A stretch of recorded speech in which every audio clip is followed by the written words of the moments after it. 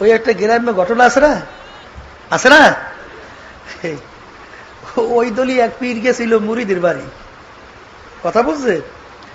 যাওয়ার পরে বুজুর্গি জাহের করতে আস, কতক্ষণ পরে বলে যা যা, বলে হুজুর ব্যাপার কি, আপনি যা যা কইলেন কা? বলে মক্কা শরীফে আল্লাহর ঘরের ভিতরে কুত্তে ঢুকতে আসিল, তো এখানে বসে তারাইছি। এখন ঘরে বসে তো ঘরের বউ শুনছে যে কুত্তে তারাই মক্কা শরীফের ব্যাপার কি, তাহলে ঠিক আছে আজকে পরীক্ষা করি একটু দেখি।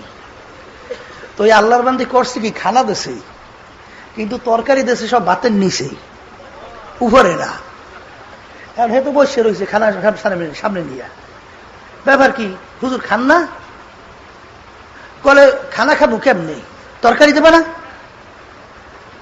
তখন ঘরের ভিতর থেকে ওই স্বামীকে হয়তো বা বলিয়ে দিতে আছে যে যে এখানে বসে আল্লাহর ঘরে কুকুর ঢুকতে আছে তারায়, আর আর ভাতের নিচে যে তরকারি হেইটে দেখে নাই সে,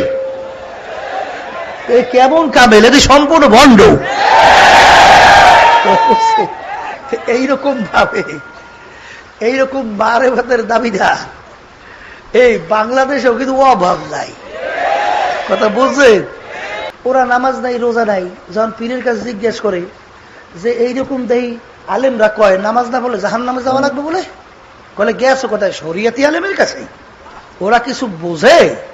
ওরা দেই নারিকেলের সোবলা চাবায়। নারিকেলের সোবলা বুঝে? নারিকেলের সোবলায় কোনো রসকস আছে? কষ আছে, কষ কি আছে? কিন্তু নারিকেলের প্রকৃত স্বাদ কোথায়? ভিতরে না। তাই ওরা বলতে চায় শরিয়াতি আলেমরা হইলে নারিকেলের সোবলা চাবায়, এরা খালি কষ পায়। আর মূলত নারিকেলের মূল স্বাদ পাই হইলাম আমরা মারেফতের দাবিদাররা। জোরে কর নাউজুবিল্লাহ, কথা বুঝছেন? মিষ্টি খায় একজনে, আর একজনের পাশে বসে বলে তুমি মিষ্টি খাইলে কাজ হবে কি? মিষ্টির প্রকৃত স্বাদ পাই হইলাম আমি।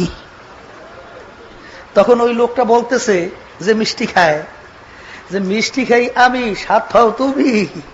তাই তুমি স্বাদ আসলে একটা পাও, আমি মিষ্টি খাই তোমার লোভ লাগছে না, ওই দেখে মুখে লালা আসছে, ওই লালা চাডু আর গেল, ওই স্বাদ পাও, আসলে প্রকৃত মিষ্টির স্বাদ পাও না।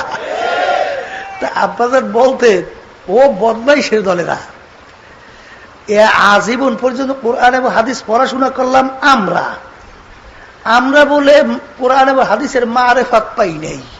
পাইছে বলে যাদের পেটের মধ্যে বোমা মারলেও একটা আলিফ বা তা সাবাইর হয় না, ওরা বলে পাইছে কোরআন এবং হাদিসের স্বাদ।